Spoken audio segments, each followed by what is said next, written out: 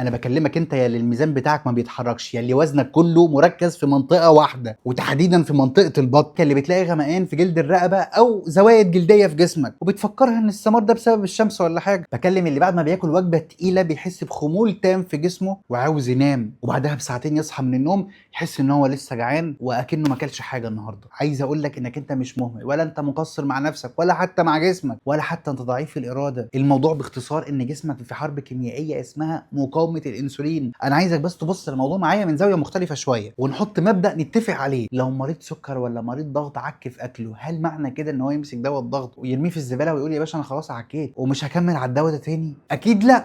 بالظبط، احنا كده متفقين على الاساس. البنكرياس عندك موظف منهك، في الاساس وظيفته يطلع انسولين يفتح الخلايا ويدخل الطاقه، بس لما تم انتهاكه ان هو يطلع انسولين كتير فيروح للخليه، فالخليه بدات تقفل في وشه وروح يا انسولين يا ابني كذا كذا كذا، مش عاوزين نشوف وشك تاني. فانت لما بتعك في اكلك اكنك بتضرب البنكرياس ده بالكرباج. انا بقى عايز اسالك سؤال، هل لو ضربته في مره تكمل عليه لحد ما يموت، ولا هي كفايه مره وغلطنا يا باشا وهنحرم وما نكررهاش تاني؟ انا عايز اقول لك ان الوجبه الواحده اللي فيها سكر مرتفع جدا بتوقف حرق الدهون لمده 24 ساعه. انت متخيل طفره الانسولين دي كلها تعمل المشكله دي؟ عايز اقول لك ان مقاومه الانسولين هي المحرك الاساسي ل 70% من الحالات المصابه بتكيس المبايض في السيدات. السكر العالي في دمك ممكن نقول ان هو بيلزق في نوع من البروتينات معينه وبيدمر جدار شرايينك بنسبه اكتر ب3 اضعاف من الانسان الطبيعي. جسمك مش محتاج منك مثاليه مبهره، هو بس محتاج منك هدنه. لو عكيت في وجبه وقررت ان الوجبه اللي بعدها هتكون بروتين وخضار بس، كتر خيرك انت نزلت الانسولين بنسبه 70% فورا. لو مشيتي بس 15 دقيقه بعد العك ده كله، عضلاتك هتسحب السكر من الدم بالمجان، لا انسولين بقى ولا بنكرياس ولا غيره. وده بنسميه انسولين اندبندنت جلوكوز اب. ربنا سبحانه وتعالى بيقول ولا تلقوا بايديكم الى التهلكه. والتهلكه الحقيقيه هي اليأس اللي بيخليك تتمادى في الغلط من غير ما تمنعه ومن غير ما تحط له نهايه. مش لازم الدايت يكون 100% علشان تنجح. ابدا يا سيدي من الوجبه الجايه حطها حلقه في مخك، كل لقمه هتمنعها عن نفسك هي حرفيا خطوه بتبعدك عن مرض السكر. انا دكتور ابراهيم عادل، وربنا يحميكم ويحفظكم.